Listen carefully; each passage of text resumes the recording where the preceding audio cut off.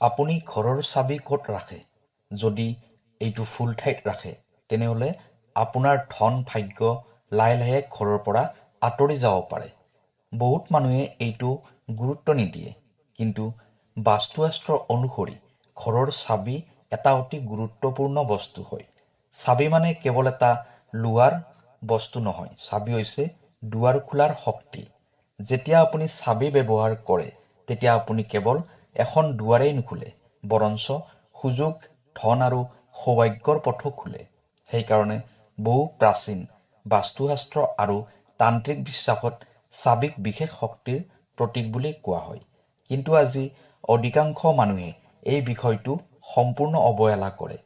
ঘৰত সোমাই আহিয়েই চাবিটো য'ত ত'ত পেলাই থয়, কেতিয়াবা টেবুলৰ ওপৰত, কেতিয়াবা বিচনাৰ ওপৰত আৰু কেতিয়াবা মাটিতো পেলাই থয়। কিন্তু বাস্তুশাস্ত্ৰ অনুসৰি এইবোৰ অভ্যাসে লাহে লাহে নিগেটিভ এনাৰ্জি বৃদ্ধি কৰে বুলি বিশ্বাস কৰা হয়। বিশেষকৈ কেতিয়াও চাবি মাটিত পেলাই নাৰাখিব, কাৰণ মাটি শক্তিৰ নিম্ন স্তৰ বুলি ধৰা হয়।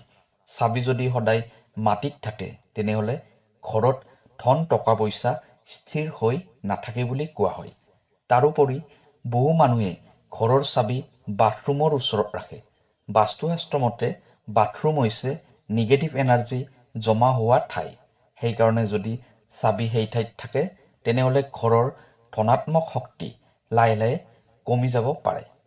প্ৰিয় দৰ্শক, যদি আপোনাৰ ব্যক্তিগতভাৱে যিকোনো সমস্যা হৈ আছে তেনেহ'লে ভিডিঅ'ৰ স্ক্ৰীণত দিয়া নম্বৰত আমাক যোগাযোগ কৰিব। আমি আপোনাৰ সমস্যাসমূহ সমাধান কৰিবলৈ চেষ্টা কৰিম। ভিডিঅ'টো শ্বেয়াৰ কৰি দিব আৰু কমেণ্টত লিখিব জয় মা লক্ষ্মী।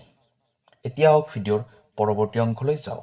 এটা ডাঙৰ ভুল আছে যিটো বহুত মানুহে অজানিতে কৰে, সেইটো হৈছে বিচনাৰ ওপৰত চাবি ৰখা। বাস্তুশাস্ত্ৰ অনুসৰি বিচনা হৈছে বিশ্ৰামৰ ঠাই, কিন্তু চাবি হৈছে গতি আৰু শক্তিৰ প্ৰতীক। এই দুটা শক্তি একেলগে থাকিলে ঘৰত অস্থিৰতা আৰু মানসিক চাপ বৃদ্ধি হ'ব পাৰে বুলি কোৱা হয়। আৰু যদি আপুনি লক্ষ্য কৰিছে কেতিয়াবা চাবি সদায় হেৰাই যায়, কেতিয়াবা বিচাৰি নাপায়, বাস্তুশাস্ত্ৰ মতে এইটো এটা সংকেত বুলি ধৰা হয়। ইয়াৰ অৰ্থ হ'ব পাৰে যে ঘৰৰ শক্তি সমতা নাথাকে। সেয়েহে প্ৰাচীন সময়ত মানুহে সদায় চেষ্টা কৰিছিল চাবি এটা নিৰ্দিষ্ট আৰু শুভ ঠাইত ৰাখিবলৈ, কাৰণ তেওঁলোকে বিশ্বাস কৰিছিল য'ত চাবি থাকে সেই ঠাইতেই ঘৰৰ ভাগ্যৰ শক্তি কেন্দ্ৰিত থাকে। সেয়েহে যদি আপুনি জীৱনত ধন, ভাগ্য, শান্তি আৰু স্থিৰতা বিচাৰে তেনেহ'লে চাবি ক'ত ৰাখে এইটো বিষয়েও খুব গুৰুত্বপূৰ্ণ। কিন্তু এতিয়া ডাঙৰ প্ৰশ্নটো হৈছে ঘৰৰ কোনটো দিশত চাবি ৰাখিলে ভাগ্য খুলি যায়। বাস্তুশাস্ত্ৰ অনুসৰি ঘৰৰ চাবি সদায় উত্তৰ বা পূব দিশত ৰাখিলে খুবেই শুভ বুলি কোৱা হয়। প্ৰথমে উত্তৰ দিশৰ বিষয়ে কৈ লওঁ। উত্তৰ দিশক ধনৰ দেৱতা কুবেৰ দেৱতাৰ দিশ বুলি ধৰা হয়। প্ৰাচীন বিশ্বাস অনুসৰি যদি ঘৰত গুৰুত্বপূৰ্ণ বস্তুবোৰ উত্তৰ দিশত ৰখা হয় তেনেহ'লে ঘৰত ধনৰ প্ৰৱাহ বৃদ্ধি হয়। সেয়েহে যদি আপুনি ঘৰৰ চাবি উত্তৰ দিশত এটা নিৰ্দিষ্ট ঠাইত ৰাখে তেনেহ'লে এইটো খুব শুভ বুলি গণ্য কৰা হয়। এতিয়া পূব দিশৰ বিষয়ে জানি লওঁ। পূব দিশ হৈছে সূৰ্যোদয়ৰ দিশ। এই দিশক নতুন আৰম্ভণি আৰু ধনাত্মক শক্তিৰ প্ৰতীক বুলি কোৱা হয়। যদি চাবি পূব দিশত থাকে তেনেহ'লে জীৱনত নতুন সুযোগ আৰু অগ্ৰগতিৰ পথ মুকলি হয় বুলি বিশ্বাস কৰা হয়। সেয়েহে বহু বাস্তু বিশেষজ্ঞই পৰামৰ্শ দিয়ে ঘৰৰ চাবি সদায় প্ৰৱেশ দুৱাৰৰ ওচৰত উত্তৰ বা পূব ফালে এটা হুক, বক্স বা কেবিনেটত ৰাখিবলৈ। ইয়াৰ ফলত চাবি হেৰাই নাযায় আৰু ঘৰৰ শক্তিও সুসমন্বিত হৈ থাকিব। কিন্তু এটা কথা সদায় মনত ৰাখিব, চাবি সদায় পৰিষ্কাৰ আৰু সজোৱা অৱস্থাত ৰাখিব লাগে। চাবি যদি অপৰিষ্কাৰ অৱস্থাত থাকে তেনেহ'লে সেইটো বাস্তুশাস্ত্ৰ মতে শুভ নহয়। কিন্তু এতিয়া ডাঙৰ প্ৰশ্নটো হৈছে চাবি ৰখাৰ ক্ষেত্ৰত মানুহে কৰা আটাইতকৈ ডাঙৰ ভুলটো কি? কাৰণ এই ভুলটো কৰিলে ভাগ্য আৰু ধন সমৃদ্ধি দুয়োটা বাধা পায় বুলি বিশ্বাস কৰা হয়। কিন্তু বহু মানুহে অজানিতে এটা ডাঙৰ ভুল কৰে। সেই ভুলটো হৈছে পূজা ঘৰত চাবি ৰখা। বহুত মানুহে ভাবে যে পূজা ঘৰ পবিত্ৰ ঠাই, সেয়েহে তাত চাবি ৰাখিলে ভাল হয়। কিন্তু বাস্তুশাস্ত্ৰ অনুসৰি পূজা ঘৰ হৈছে ভক্তি আৰু আধ্যাত্মিক শক্তিৰ স্থান। চাবি হৈছে দৈনন্দিন ব্যৱহাৰৰ বস্তু আৰু ইয়াত বাহিৰৰ বহু শক্তিৰ স্পৰ্শ থাকে। সেয়েহে পূজাঘৰত চাবি ৰাখিলে সেই পবিত্ৰ শক্তিৰ সমতা নষ্ট হয় বুলি বিশ্বাস কৰা হয়। আৰু এটা ডাঙৰ ভুল হৈছে পাকঘৰৰ ওচৰত চাবি ৰখা। পাকঘৰ হৈছে অগ্নিতত্ত্বৰ স্থান। অগ্নিতত্ত্ব আৰু ধাতুৰ শক্তি একেলগে থাকিলে বাস্তুশাস্ত্ৰ মতে শক্তিৰ সংঘাত হ'ব পাৰে। এইটো ঘৰৰ পৰিৱেশত অশান্তি আৰু অস্থিৰতা বৃদ্ধি কৰিব পাৰে। তাৰোপৰি বহুত মানুহে চাবিৰ এটা ডাঙৰ গোচা কৰি ৰাখে। বাস্তুমতে অতি বেছি অপ্ৰয়োজনীয় চাবি একেলগে ৰখাটো শুভ নহয়, কাৰণ এইটোৱে জীৱনত পুৰণি সমস্যা আৰু বাধা ধৰি ৰখাৰ প্ৰতীক বুলি কোৱা হয়। সেয়েহে সময়ে সময়ে অপ্ৰয়োজনীয় চাবি আঁতৰাই পেলাব লাগে। চাবি সদায় সৰল আৰু সজোৱা অৱস্থাত ৰাখিলে ঘৰৰ শক্তিও সুসমন্বিত হৈ থাকে।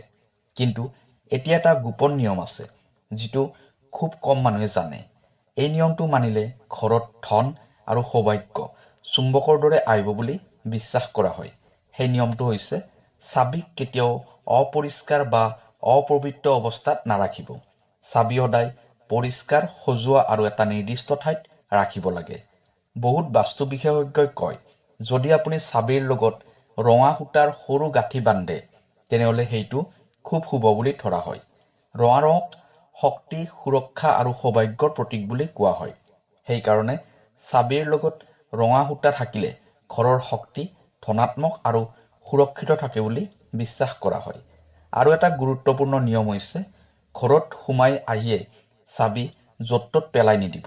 প্ৰথমে এটা নিৰ্দিষ্ট ঠাইত গৈ চাবিটো সজাই ৰাখিব। এই সৰু অভ্যাসটোৱে লাহে লাহে আপোনাৰ জীৱনত শৃংখলা আৰু স্থিৰতা আনিব পাৰে। প্ৰাচীন সময়ত মানুহে বিশ্বাস কৰিছিল, যি মানুহে নিজৰ চাবি সজাই ৰাখে সেই মানুহৰ জীৱনতো সুযোগৰ দুৱাৰ সহজে মুকলি হয়।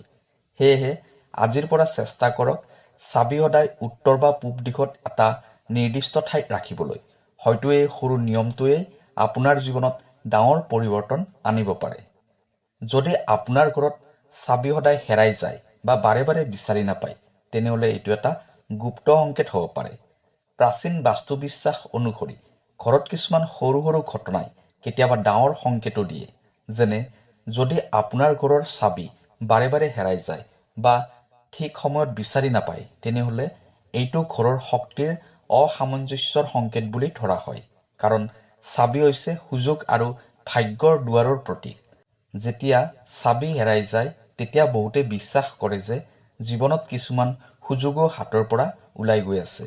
সেয়েহে বাস্তুশাস্ত্ৰ মতে ঘৰৰ চাবি সদায় এটা নিৰ্দিষ্ট আৰু সন্মানজনক ঠাইত ৰাখিব লাগে। বিশেষকৈ ভাল হয় যদি ঘৰৰ প্ৰৱেশ দুৱাৰৰ ওচৰত উত্তৰ বা পূব দিশত এটা হুক, বক্স বা কেবিনেটত চাবি ৰখা হয়। এইটো কৰিলে চাবি সহজে পোৱা যায় আৰু ঘৰৰ শক্তিও সুসমন্বিত থাকে বুলি বিশ্বাস কৰা হয়। আৰু এটা গুৰুত্বপূৰ্ণ নিয়ম আছে, ঘৰৰ চাবি কেতিয়াও ভঙা ৰিং বা মামৰে ধৰা অৱস্থাত নাৰাখিব, কাৰণ এইটো জীৱনত অৱৰোধ আৰু বাধাৰ প্ৰতীক বুলি ধৰা হয়। সেয়েহে সময়ে সময়ে চাবিৰ ৰিং পৰিষ্কাৰ কৰা বা নতুন ৰিং ব্যৱহাৰ কৰা ভাল। এই সৰু সৰু অভ্যাসবোৰে আপোনাৰ জীৱনত শৃংখলা, সৌভাগ্য আৰু স্থিৰতা আনিব পাৰে।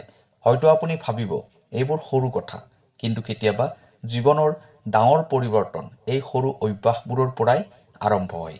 আজিৰ পৰা চেষ্টা কৰক চাবি সদায় উত্তৰ বা পূব দিশত ৰাখিবলৈ। হয়তো এই সৰু নিয়মটোৱে আপোনাৰ জীৱনৰ ডাঙৰ ভাগ্যৰ দুৱাৰ খুলি দিব পাৰে। প্ৰিয় দৰ্শক, কাইলৈ আকৌ লগ পাম অন্য এটা ভিডিঅ'ত। ধন্যবাদ।